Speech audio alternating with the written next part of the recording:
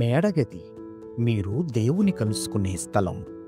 1953వ సంవత్సరం నుండి నేటి వరకు అనగా గత 72 సంవత్సరాలుగా నిరాటంకంగా ప్రచురితమవుతూ 3 తరాల ప్రజలను విశ్వాసములో అనుదినము బలపరుస్తున్న ధ్యానాలు ఇప్పుడు యూట్యూబ్లో మీకోసం.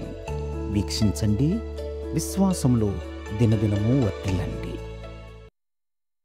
ఈనాటి మేడగది ధ్యానాన్ని చదువుకుందాం. బుధవారం ఆగస్టు 13, 2025. సజీవమైన విశ్వాసం. ఈనాటి ధ్యానాంశం సజీవమైన విశ్వాసం. ఈనాటి వాక్య భాగంగా ద్వితీయోపదేశకాండం 15వ అధ్యాయం 7 నుండి 11 వచనాల వరకు చదవండి. ఈనాటి ముఖ్య వచనం: ప్రాణము లేని శరీరమేలాగు మృతము, అలాగే క్రియలు లేని విశ్వాసమును మృతము. యాకోబు పత్రిక 2వ అధ్యాయం 26వ వచనం. నా స్నేహితురాలు కష్టాల్లో ఉందని నాకు తెలుసు. ఆమె ఉద్యోగం పోయింది. ఆమె తన 3 పిల్లల్ని పోషించుకోవాలి. ఆమె కష్టాన్ని కాస్త తేలిక చేయడానికి కొన్ని కిరాణా సరుకులు ఆమెకు కొనివ్వాలని నాకు ఆలోచన వచ్చింది.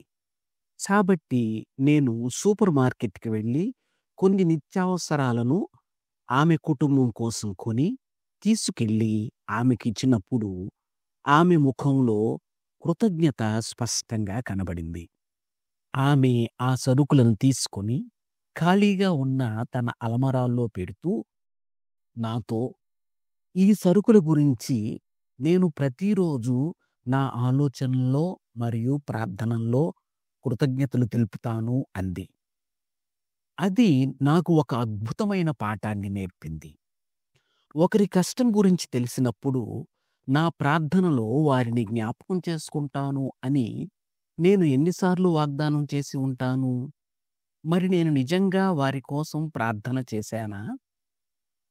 నేను చెప్పాల్సిన మంచి మాటలు తెలిసి ఉండి కూడా దానికి తగినట్లుగా స్పందించానా? అవసరంలో ఉన్న వారి కోసం మనం ప్రార్థించాలి, నిజమే. కానీ ప్రజలు కొన్ని తక్షణ అవసరాల్లో ఉన్నారు. వారికి క్రియారూపక సహాయం అవసరం.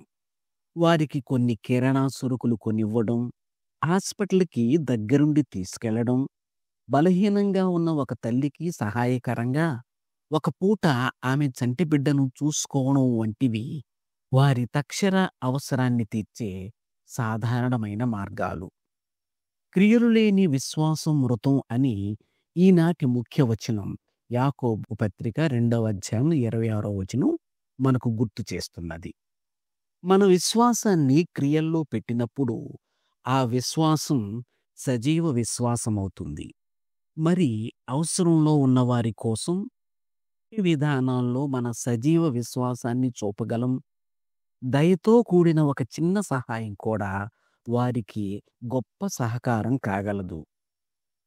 నేటి ధ్యానం: ఇతరులకు ప్రార్థన మరియు క్రియల ద్వారా సహాయం చేయమని దేవుడు నన్ను ప్రోత్సహిస్తున్నాడు. ప్రార్థన: దేవా, మా విశ్వాసాన్ని క్రియల్లో ఎలా చూపాలో మాకు కనుపరచుము. ఆ మార్గాన్ని అనుసరించడానికి కావలసిన శక్తిని మాకిమ్ము. ఆమేన్.